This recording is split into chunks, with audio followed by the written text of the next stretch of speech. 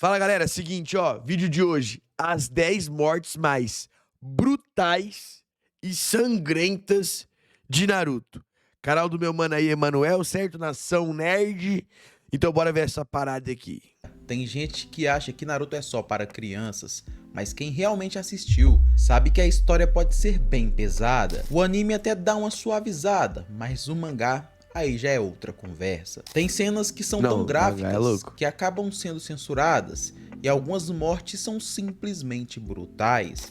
A edição tá braba, hein? Pra você que não me conhece, eu me chamo Lucas Emanuel e é sobre isso que eu quero trocar uma ideia com vocês. Quais são os finais mais duros, cruéis e sangrentos de Naruto? Aquelas mortes que marcaram, seja pela brutalidade ou pelo impacto emocional. E olha, até os personagens mais frios da série não saíram ilesos. Na 10ª colocação, eu precisei juntar alguns personagens, porque todos eles tiveram o mesmo destino, graças a uma técnica específica. Caixão de areia? É, o 10º lugar. Deixa eu abaixar aqui minha câmera pra vocês verem. 10º lugar, caixão de areia. Esse aí, falavam que a areia do Gaara tinha até fedor de sangue, fi.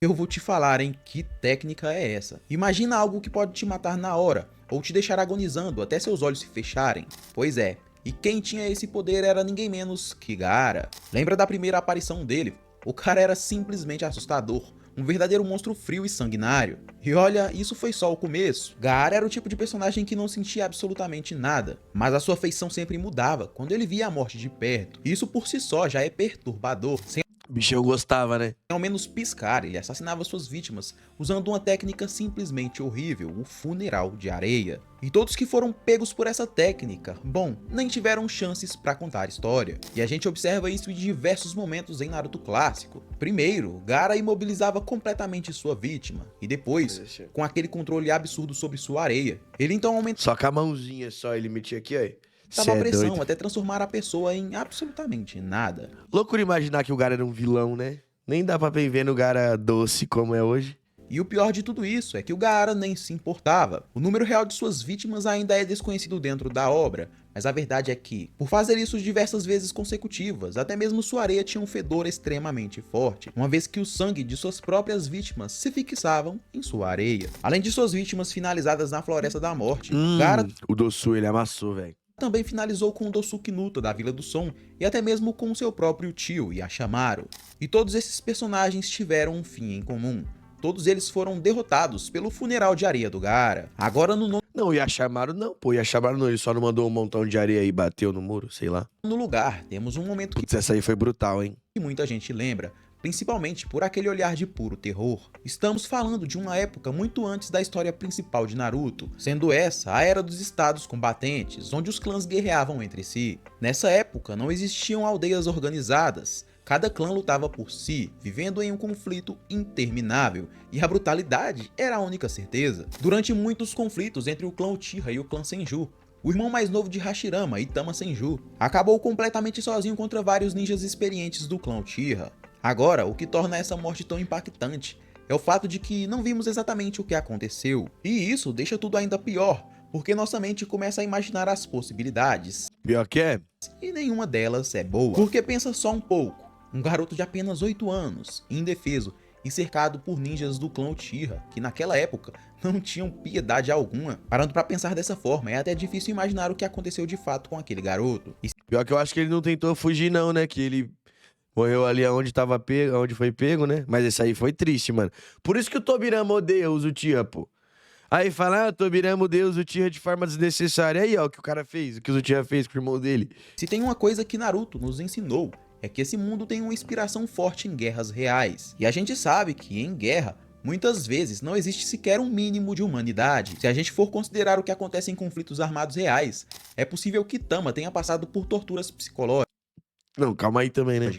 genjutsus que o fizeram sofrer antes mesmo de ser tocado. E no fim, a única coisa que temos certeza é que ele foi apunhalado várias vezes até não sobrar mais nada. E essa é com toda Calma aí também, pô. certeza uma das mortes mais duras dentro da série de Naruto. E agora vamos para a 8ª colocação. Nossa, essa aí é tensa, tá? Da Yogito Ni, essa é tensa. E essa que todo mundo que viu pela primeira vez ficou chocado. Esse foi um daqueles momentos em que os fãs realmente se questionaram Será que Masashi Kishimoto pegou pesado demais? E estamos falando de Yuki Tuni, a Kunoichi Jinchuriki das Duas Caudas. Ela era de Kumogakure e estava apenas em um recinto de sua vila, quando do nada foi atacada por dois membros da Akatsuki, Hidan e Kakuzu. O objetivo deles era claro, extrair a besta dentro dela, mas diferente de outros Jinchuriks, Yugito teve que passar por um verdadeiro inferno antes do fim. Primeiro, ela enfrentou esses dois monstros em uma luta brutal, mas o pior nem foi isso, e sim o que veio depois. Hidan, com sua seita macabra voltada a Jashin, fez com que ela sofresse de uma maneira indescritível antes de morrer. E como se isso não bastasse, depois de quase morta, seu corpo ainda foi humilhado de uma forma absurda. Eles a pregaram em uma parede como se fosse um boneco velho, a deixando pendurada pelos braços. E biologicamente falando, isso é realmente terrível. Aos poucos, o peso do próprio corpo foi quebrando seus ossos, causando lacerações e tornando aquela cena ainda mais angustiante. A verdade Sem tirar depois, né? Quando eles extraem a biju de dentro dela lá. é que Porque não podia matar ela. Tipo assim, quando você captura um Jinchuriki, você não pode matar o Jinchuriki, porque se você matar o Jinchuriki, você mata a biju também. Então tu tem que meio que capturar o Jinchuriki vivo, tá ligado? E extrair a biju. Então aí, a Jinchuriki não tava morta, tá ligado? Que fita. esse foi um dos momentos mais cruéis do mangá de Naruto, e olha que ainda tem mais pela frente. E no final de tudo, o corpo de Yugito foi simplesmente jogado no chão da caverna, como se não valesse nada. E foi ali que a extração da besta aconteceu, e como a gente sabe, isso significa a morte certa. E abrindo a 7ª colocação, temos uma das mortes mais duras e também mais tristes de todo o mangá. Uma noite que deveria ter sido de felicidade, que acabou se transformando em puro terror. Kushina Uzumaki estava dando à luz ao seu filho Naruto. Tudo parecia ter corrido bem, mas de repente tudo desmoronou. Um visitante inesperado e cruel aparece, Obito Uchiha. E Kushina, que já estava fraca por causa do parto, foi amarrada e forçada a passar por alguns processos brutais, sendo um deles um dos processos mais brutais para um Jinchuriki, a extração de sua biju. Normalmente, quando isso acontece, o Jinchuriki está inconsciente, mas Kushina, ela simplesmente sentiu tudo, e isso é simplesmente desumano. Era um processo que ninguém deveria conseguir suportar, qualquer um morreria instantaneamente. Mas de alguma forma Kushina resistiu. Mas resistir não significa que ela não sofreu, uma vez que ela estava à beira do colapso, e o pior, quem estava fazendo tudo isso era E ela gostava do Obito, isso que eu fico bolado com o Obito. alguém que ela considerava próximo, o que acaba deixando essa cena ainda mais impactante. No entanto, o fim de Kushina não foi ali naquele momento, mesmo depois de toda essa dor. Kushina ainda tinha forças para proteger o Naruto. Em seu momento final, tanto ela quanto Minato se jogaram na frente das garras do Kurama, usando seus próprios corpos para impedir que o seu recém-nascido Naruto fosse morto. E Kushina, com lágrimas nos olhos, a única coisa que passou pela sua mente foi o que ela nunca poderia ter, uma vida Mó ao fita, né? lado do seu filho. Mó E triste. abrindo a 6ª colocação, Ah, do Kisame não foi tão brutal, não, pô. O Kisame que escolheu. É, mas teoricamente ele escolhendo foi brutal, né? Ele tem. Caraca, eu nunca tinha percebido. O Kisame tem isso aqui no ombro, aquele bagulho de peixe respirar. Gelha. Gelha? No ombro. temos uma cena que deixou todo mundo impactado, porque dessa vez não foi uma execução, não foi uma luta, e sim um auto-sacrifício. E essa aqui é uma daquelas cenas que mostraram quão cruel e brutal o mundo de Naruto pode ser. Kisame Hoshigaki, um ninja renegado da Vila da Névoa e membro da Akatsuki, recebeu uma missão de infiltração usando sua espada Samerrada. Ele estava espionando Naruto e Killer Bee, os últimos Jinchurikis, que ainda não tinham sido capturados pela Akatsuki. Mas as coisas deram muito errado para ele. Kisame acabou sendo descoberto e se viu forçado a enfrentar ninguém menos que Maito Gai. E o resultado? Uma derrota humilhante para o Akatsuki. Kisame foi capturado e colocado em um instrumento medieval usado para humilhar criminosos em praça pública. E como se já não fosse vergonhoso o suficiente, ele ainda foi submetido a uma técnica de leitura de mente, o que significa que toda a informação da Akatsuki poderia ser exposta, mas Kisame não estava disposto a deixar isso acontecer. Moleque, o cara ia invocar os tubarão pra comer ele mesmo, o bichão é brabo, fi. Ele tomou uma decisão extrema e brutal, se auto-sacrificar em prol dos objetivos da Akatsuki. Kisame acabou criando uma prisão de água ao seu redor para impedir qualquer interferência. Então, ele invocou tubarões dentro da bolha. Esses tubarões o devoraram vivo, mordida por mordida. E o pior é que ele mesmo escolheu esse destino. Não deixou nada pro meu mano Kabuto pegar e fazer Edo Tensei, pô. Agora estamos oficialmente no top 5, e esse aqui é o verdadeiro propósito desse vídeo. Deixa eu ver se eu consigo adivinhar, vai, de rolê aqui. Eu acho que vai ter a morte do maluco lá do Gatô, do arco dos Abus lá que arranca os braços. Eu acho que vai ter A morte do Sakon e o Kon também é bem sangrenta. Eu acho que vai ter. Tem uma cena vai ter a morte do Gaara matando os caras da grama. Eu acho que. Ah, o Emanuel esqueceu lá no começo. O Gaara matando os caras da Vila da Grama também é braba. Qual mais que vocês lembram aí que é bolada, que não apareceu ainda? Chegamos no top 5, ó. As Cobaias do mortes Orochimaru. mais brutais de Naruto. E o quinto lugar não é apenas sobre uma pessoa, e sim sobre centenas de vítimas, entre ninjas, civis inocentes e até mesmo crianças. O que o Orochimaru era cruel não se escreve, né? Estamos falando de ninguém mais, ninguém menos que Orochimaru e seus experimentos macabros. Durante o primeiro mandato de Hiruzen Sarutobi como o terceiro Hokage, Orochimaru era ainda um ninja respeitado pela Vila da Folha, mas em algum momento ele tomou um caminho sem volta. A obsessão pela imortalidade o consumiu completamente, e ele fez de tudo para alcançar o seu objetivo. E o que isso significou? O sequestro de inúmeras pessoas inocentes. Orochimaru as levou para seus laboratórios secretos, onde elas foram submetidas a experimentos biológicos bizarros e dolorosos. E o pior é que o anime acabou suavizando essa parte. No episódio em que descobrimos as atrocidades de Orochimaru, o estúdio Pierrot mostrou que ele armazenava os corpos de suas vítimas em caixões, mas no mangá... Não, e isso no anime, porque no mangá o bagulho ficava assim, ó. A coisa é muito pior. Aqueles corpos estavam pendurados, amarrados pelas extremidades, alguns segurados apenas pela cabeça. Pode-se dizer que aquilo não era apenas um laboratório, mas sim um cemitério vivo, onde as vítimas de Orochimaru sofriam até não restar nada além de dor. E o mais chocante é que Orochimaru fazia tudo isso apenas para realizar seus testes. Na quarta colocação também temos mais experimentos do Orochimaru. Se existe Yamato? Que define crueldade no universo de Naruto, esse nome é Orochimaru. Seu desejo pela imortalidade e pelo conhecimento proibido o fez ultrapassar qualquer limite moral. E o pior de tudo é que ele nem precisava sequestrar suas vítimas, pois Danzo Shimura fornecia cobaias diretamente da Vila da Folha. E essa aliança sombria fez com que inúmeros ninjas fossem entregues a Orochimaru, muitos deles sendo jovens promessas, que acabaram condenados a morrer em experimentos brutais. E esses experimentos, A Anko, pouca gente sabe, mas a Anko era a aluna do Orochimaru. feitos pelo Orochimaru com essas cobaias, envolviam as células do primeiro Hokage Hashirama Senju, com o intuito de replicar o poder do primeiro Hokage. Orochimaru fez experimentos em crianças, injetando Foram quantas? 60 crianças? nelas o DNA do próprio primeiro. E o resultado? Um massacre infantil, onde a grande maioria morreu dentro de cápsulas de Todos morreu, pelo menos Yamato. tudo, sofrendo até o último segundo. Mesmo após cometer vários desses crimes hediondos, Orochimaru segue vivo e ainda realizando experimentos. E a pergunta que não quer calar, será que um dia ele realmente abandonará seus antigos hábitos? Em Não, mas esse é o estilo dele, né? terceiro lugar, a Donzela de Ferro de Kankuro. Entre as inúmeras mortes brutais da série, essa é uma das que mais causa impacto, já que ela envolve o ninja Kankuro, sendo ele o mestre de marionetes. Com apenas um único movimento de suas mãos, Kankuro selou o destino de Sakon e Ukon. Eu não sei se eu acho o Kankuro otário, eu acho o Kankuro maneiro. Já teve fase de eu achar ele mais otário, tá ligado? Só que ultimamente tô achando ele mais maneiro, não sei porquê.